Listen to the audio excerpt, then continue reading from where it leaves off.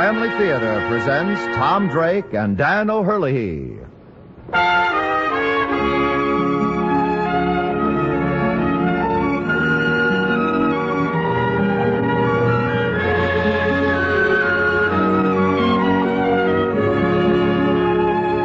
From Hollywood, the Mutual Network, in cooperation with Family Theater, presents Design Flaw, starring Tom Drake. And now, here is your host, Dan O'Herlihy.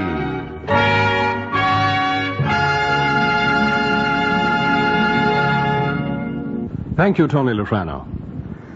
Family Theater's only purpose is to bring to everyone's attention a practice that must become an important part of our lives if we are to win peace for ourselves, peace for our families, and peace for the world. Family Theater urges you to pray. Pray together, as a family.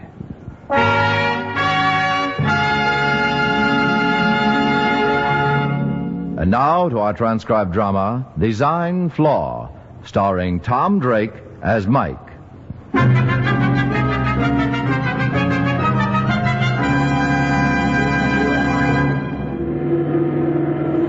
Get it out of the dive. The plane can't take it. That's foolishness. Everything's going to be all right. You're wrong, I tell you. The plane can't take it. We're going to crash. Nothing at all to worry about. Greatest aircraft ever designed. You've got to listen to me before it's too late. We're going to crash. There's something wrong with this plane. Something wrong with the Humboldt 7? That's ridiculous. It's not ridiculous. And what's the matter with it? Can you tell me that? No, I can't, but you've got to listen to me. You can't tell me, but you say I should listen to you. It's not airworthy. Not airworthy. Flies like a dream. Look at that airspeed. That's because we're in a dive, man. Bolton, you're a good engineer, but leave the overall picture to us. We know what we're doing. You don't. The plane will crash. That's nonsense. Think of the people who will be killed.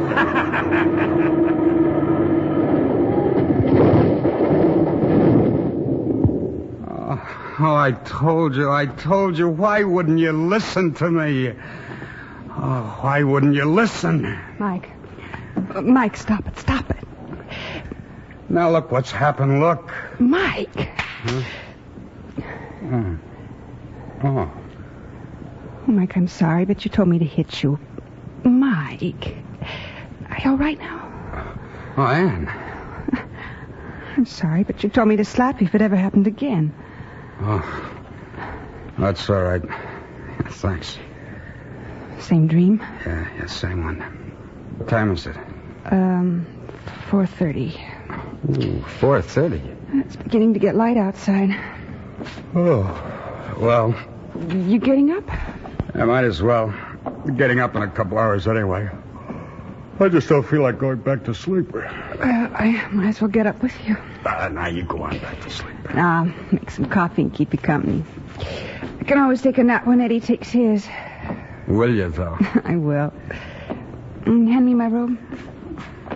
Yeah. Oh, wait. Hmm? I just want to look in on the baby.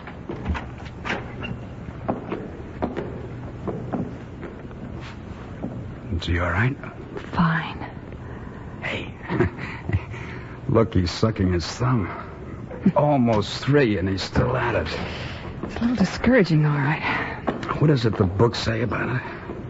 That they do it either because they're hungry or they aren't getting enough love. Baby books. Yeah. You know, I think it's because he's too old to nurse and too young for chewing gum. Sure wish you'd quit it. Turn on the light, will you? Yeah. Oh, did you set the coffee pot up? Mm-hmm. All I have to do is plug it in. That does it. Now all you have to do is wait. You know, maybe if we put something that tastes bad on his thumb, he'd quit. No. One frustrated male in the family's enough. Yeah, maybe you're right. Mike. Why don't you tell me about your dream? Oh, well, it's just about work. So? Remember when we first married, I said I wouldn't bring troubles home from the office? Well, it might help to talk about it. No, it's nothing much, really. All right, so don't tell me. I'm just the girl who wakes you up, remember? Come on, what's the dream? Well, Does it have something to do with that special project they put you on? yeah. I'm not supposed to talk about it. But I guess it can't do any harm now. You see, honey, Humboldt is building, or has built, I should say, the biggest aircraft that's ever been built. That's the project, huh? That's it. I can't give you too many particulars, all classified information. You know the deal. Well, I don't want any of the particulars. I just want to know what worries you about it. What do you dream about when you have those nightmares? What do I dream about? Well, I dream I'm up in the 7. Yeah, that's what we call it, Humboldt 7. And I dream I'm up in it. Sometimes with Courier, sometimes with Packard, sometimes with Humboldt himself. And we're running a test. But for some reason, the plane is full. Crowded with seats like a non-sched. And every seat full. Go on. And then suddenly the plane goes into a shallow dive. And when I tell whoever's flying, when I tell them what's happening, they won't believe me. And the plane keeps going down and down, and suddenly it crashes. I don't know why, but I'm always the only survivor. Standing in the middle of the desert with wreckage and bodies as far as the eye can see. Well, that's quite a dream. Yes, and I know why I have it. Why do you? I don't think she's airworthy. And I don't know why I feel that way. I've been over the blueprint books 50 times. I've studied every part that's in her, even the instruments. And I still can't find anything wrong. But you don't think the plane's airworthy? Well, I'm sure she isn't. Well, how do the other engineers feel about it? Well, I think Al Marcus feels the way I do, but the rest have nothing but confidence.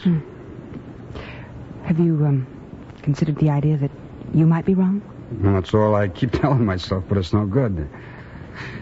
I've been working on the 7 for less than maybe a year.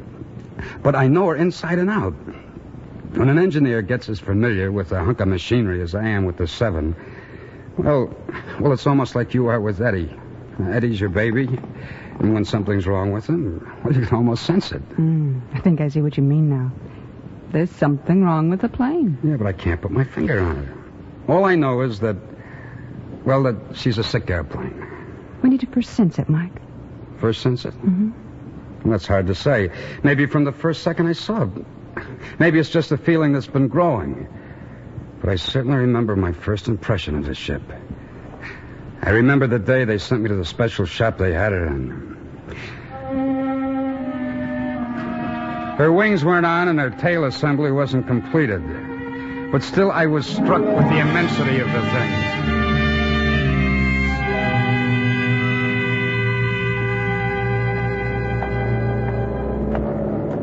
I take it since you got by the security guards that you're Mike Bolton.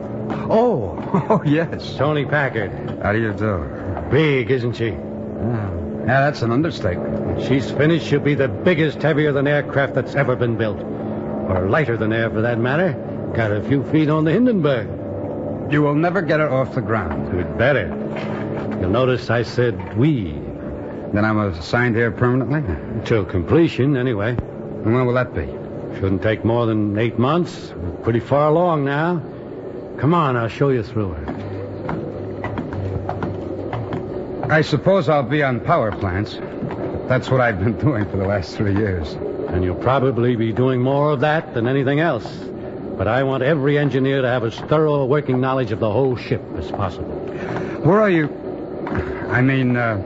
where are we going to find runways to accommodate a plane like this? Right here. Runway 21 will be rebuilt just for the Humboldt 7. Humboldt 7. That's her official designation. All right. If runway 21 is being rebuilt, well, that's one field to accommodate her. She only needs one. What? This plane will be able to go anywhere in the world and return without either refueling or landing. Well, how? Come on, I'll show you around. You think she's big from the outside? Wait till you see what the inside is like.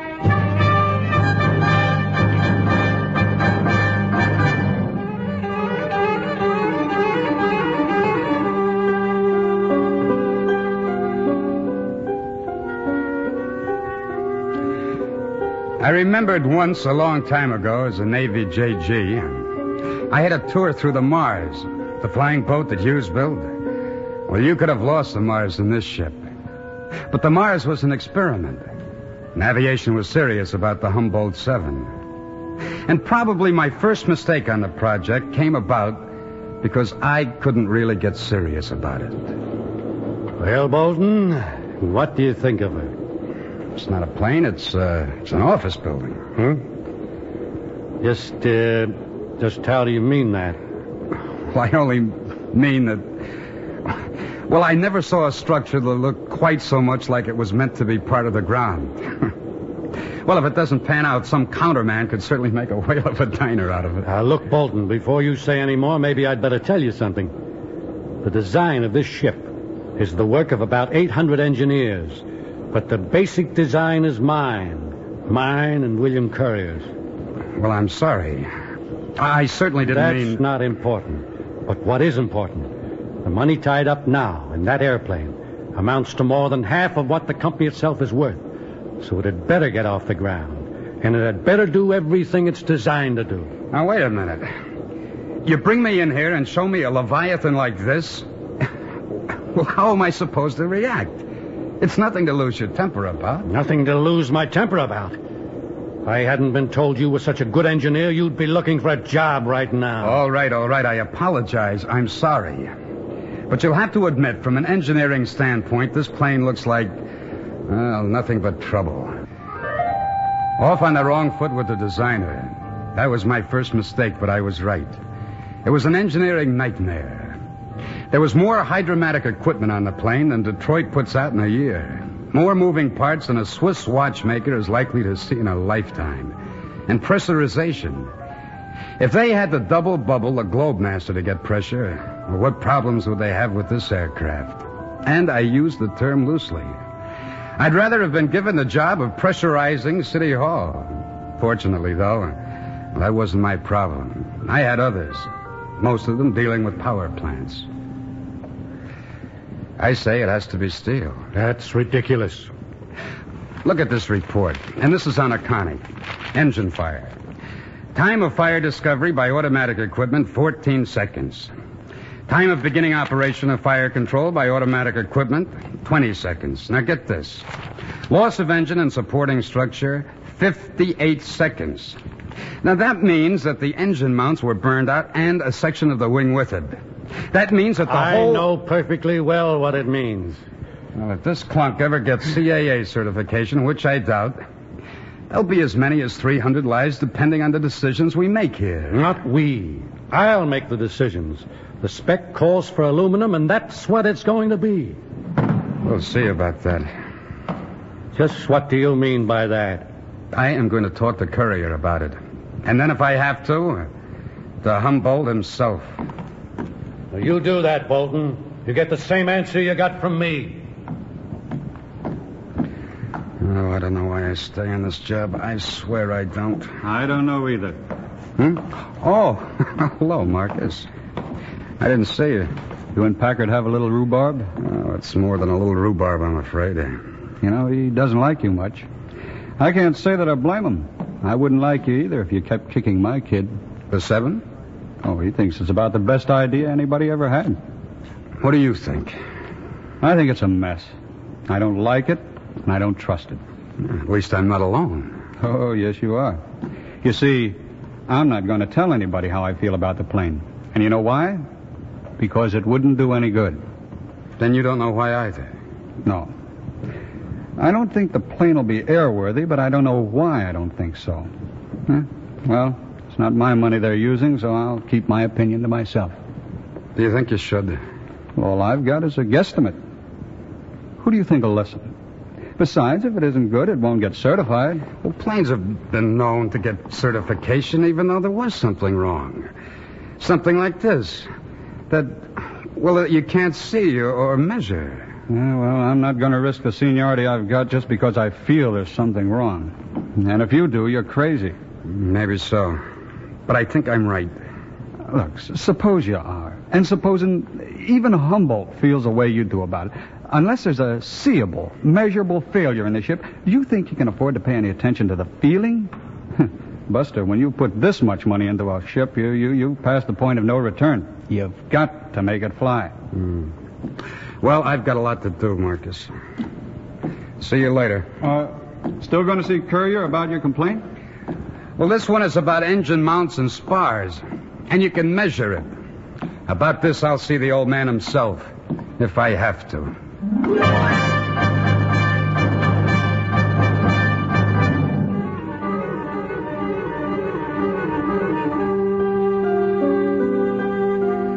I won that fight. I did have to go to the old man, but I won. And then began a succession of battles, some big and some small. I put the plane on trial, and I was the prosecution, the devil's advocate, fighting with everything I had to find flaws in the design. I found a lot of small ones, but well, that's really not too unusual. If I hadn't found them, well, somebody else would have. That's why a plane is so many weeks in testing before it finally comes up for approval. Last week, I thought I found something wrong with one of the landing gear jacks. So they took the 7 out on the new strip and taxied a set of tires off it. And they didn't find anything. The next day, Humboldt sent for me. Sit down, Mr. Bolton. Thank you, sir. It's Mike, isn't it? Yes, sir, that's right. Well, you'll have to pardon me. It's been some weeks since I've seen you. I've got some reports here on you, Mike, and most of them are pretty good. They lead me to believe that you're one of the bright young men in the organization. There's some valuable contributions you made. Well, I'm glad to hear that, sir. But then I didn't call you in to scratch your back. No, sir. I didn't think you had. I'm supposed to do quite the opposite. I kind of thought that might be the case, sir. But I really thought that landing gear... I know. Mike, you've been with the company for a long time now. Long enough to know that it costs us a lot of money when we run behind on a delivery date. Yes, sir. Insurance, penalties, and so forth. And the 7 cost us about $30,000 a day. Oh, I didn't know that, sir. Well, how does the old joke run? After a while, it begins to mount up. Something like that? Well, I'm not going to bawl you out for being wrong about the landing gear. If you'd been right, it would have saved the company a lot of money. But if you don't mind, I would like to ask you a question. Anything, sir. All right. Just what is it you don't like about my airplane? I don't know, sir. Now, look, I was an engineer once. Do you think there's something, some great structural fault? Maybe like the wiring problem one of our competitors had a few years back? Or like the metal fatigue business with a Comet? Well, it's not that, sir. You said you were an engineer. Then I think you can understand this, sir. Have you ever known a piece of machinery that you just didn't like, didn't trust, for no apparent reason? Many times. I remember I wouldn't trust the Liberty engine when it first came out. I never knew why, but I felt that way. Turned out to be right. I know what you mean. You know there's something wrong, but you just can't tell what. Yes, sir, that's it. Well, that's the way I feel about your plane, and I'm sorry. I've been over 100 times looking for what it is that bothers me. I can't find it. Mike, one of the co-designers, Mr. Courier, tells me that there's call it a personality clash, which might account for your feelings. Well, I don't get along too well with Mr. Packard, sir, but I don't think that's it. Well, Mike, tomorrow we have our first test in the air. Before then, I wish you'd make a point of ending your feud with Mr. Packard. It'll be a big day for him, and he's worked hard. I wouldn't want anything to spoil it. Yes, sir. Just wish him luck or something, all right? I'll do that. And please, Mike, for your own good, don't find any Indians unless we can shoot them.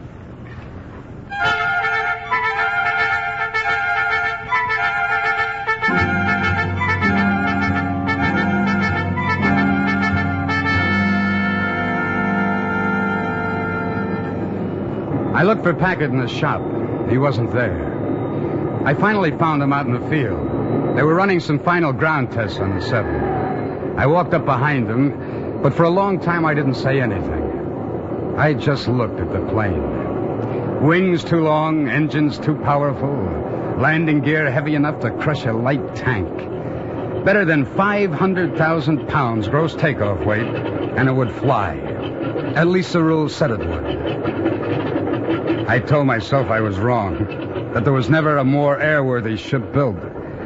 But I didn't believe it. I tried, but I couldn't believe it. Expecting something to fall off? Hello. Suppose you heard. Tomorrow's the day. It's been a long time coming. Yeah. Could have come a little sooner except for that landing gear business.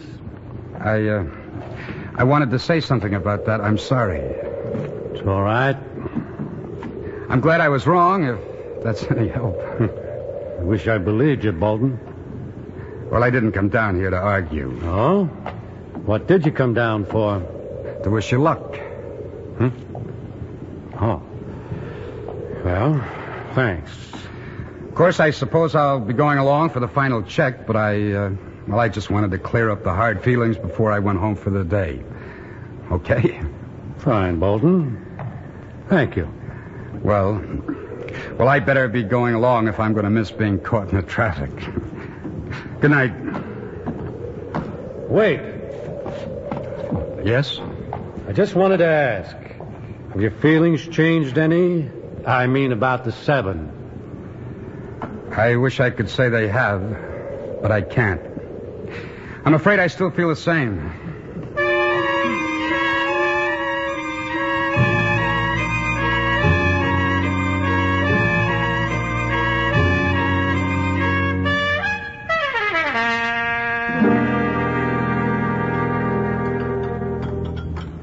You're going to test it this morning.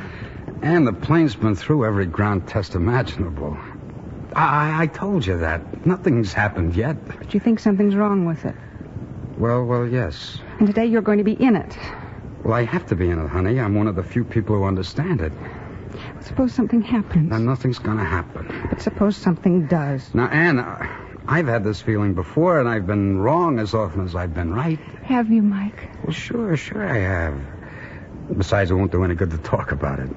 I've been wrong before, and I'm probably wrong again. Look at the Starfighter. One of the greatest airplanes ever built. And it looked like it never could get off the ground. Well, I'd better fix you some breakfast. No, I'm pretty full of coffee. I think I'll just wait on breakfast till I come home. It'll be about 10. Okay? Okay, Mike. Now, don't look so sad, honey. I'll be all right. Can you promise me that, Mike? Uh-huh. Well, I better change.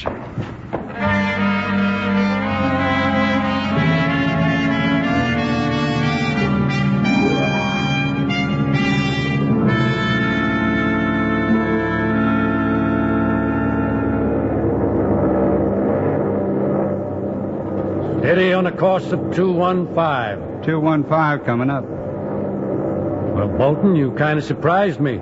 I did? I thought you'd resort to some dramatics, like collapsing the gear on the ground or something. Oh, like no highway. Oh, I think I'd think of something more original. How does she handle? She's fine. Handles like a dream. What kind of a dream? Not my kind. She won't trim up. Well, that's a minor problem. Take us half a day. Oh, I hope so. Looks like a little weather ahead. Cumulus, huh? That's the kind of cloud formation that separates the airplanes from the coke pilots. She'll do fine. I hope so. But I think we're beginning to feel effects now. Feel the buffeting? Well, that's ridiculous. She's getting nose heavy. Yeah, you're losing altitude. Pour on the coal. I think we better turn back. Keep going. She's not responding very well. Just keep your heading. I'll worry about that. No, I'll worry about it. Go on, turn this thing around. I'll take the responsibility. This will cost you your job. You're going too far. Well, I'll just have to do that. You won't have to worry about your job, Bolton. There is something wrong. I've just come back from a pretty thorough inspection. Mr. Humboldt, I didn't know you were aboard. Hey, look, if it's a matter of trim... The 7 is too big. She covers too much air, too many currents. Her interior structure can't keep up with the changes in atmospheric pressure. I'm sorry, Packard, but there's just too much metal. The same problem that took dirigibles out of the air. Yeah. No, I never thought of that. And look below on the sea. Hey, there's a line of boats. Coast Guard. I asked them to stand by. You asked them to stand by, sir? Yes, I had the same feeling you did, Mike. That's why I came along. Maybe if you hadn't come to me, I wouldn't have paid any attention to the feeling. By the way, I suppose you knew that for a while you were pretty close to losing your job. Yes, sir. All right, put about, Captain. We're going home. Yes, sir. I was just thinking about somebody else who reasoned the way you do, Mike. Davy Crockett. David Crockett, sir? Sure. Wasn't he the man who said, this rule I leave for others when I'm dead? First, be sure you're right. Then go ahead. But all I had was a feeling, sir. Well, what's the difference? If you had faith enough in it to back it up.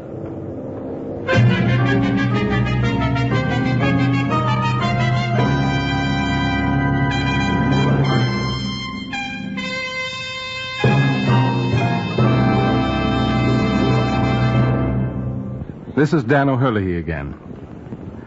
Have you ever wondered what it is that holds a certain group of people together in a common cause? The group may be a football team, a sales force. The group may be a football team, a sales force, or a circus troupe. And the common cause may be fame, wealth, security, or any combination of the three. But it's not the cause itself that makes them a unit. Because all sorts of people want these things, yet few ever successfully pool their talents with others to achieve them. So, what is the magic ingredient that unifies a group? Well, I have a feeling that it may be summed up as understanding. Understanding by every member of the group of the other fellow's talents and limitations, as well as his own. Sounds very simple, doesn't it? And yet, in one of the most important of all groups, the family, understanding is sometimes very hard to achieve. It's not so surprising when you consider the remarkable variety of its members. Brothers, sisters, the old, the young, all of varying intelligence and ability. Within a family, the need for understanding is greater, perhaps, than anywhere else. But it has to start with love, with wanting to understand. The love of our family, the nearest and dearest of our fellow creatures, starts with love of the one who created them, and us, our Almighty Father. When we pray to Him as a family, that love is reflected back into our midst and shared by each of us in greater measure than we can ever guess. Try it and see. The family that prays together stays together. More things are wrought by prayer than this world dreams of.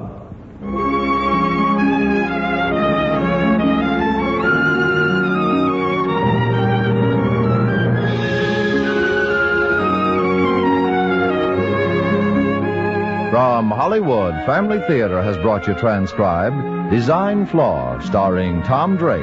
Dan O'Hurley was your host. Others in our cast were Jason Johnson, Alice Backus, Robert Emlin, and Ted DeCorsia. The script was written and directed for Family Theater by Robert Hugh O'Sullivan, with music composed and conducted by Harry Zimmerman. This series of Family Theater broadcasts is made possible by the thousands of you who feel the need for this type of program, by the Mutual Network, which has responded to this need, and by the hundreds of stars of stage, screen, and radio who give so unselfishly their time and talent to appear on our Family Theater stage. To them and to you, our humble thanks. This is Tony Lafrano expressing the wish of Family Theater that the blessing of God may be upon you and your home, and inviting you to be with us next week when Family Theater will present Shot in the Dark, starring Bobby Driscoll. Victor Jory will be your host. Join us, won't you?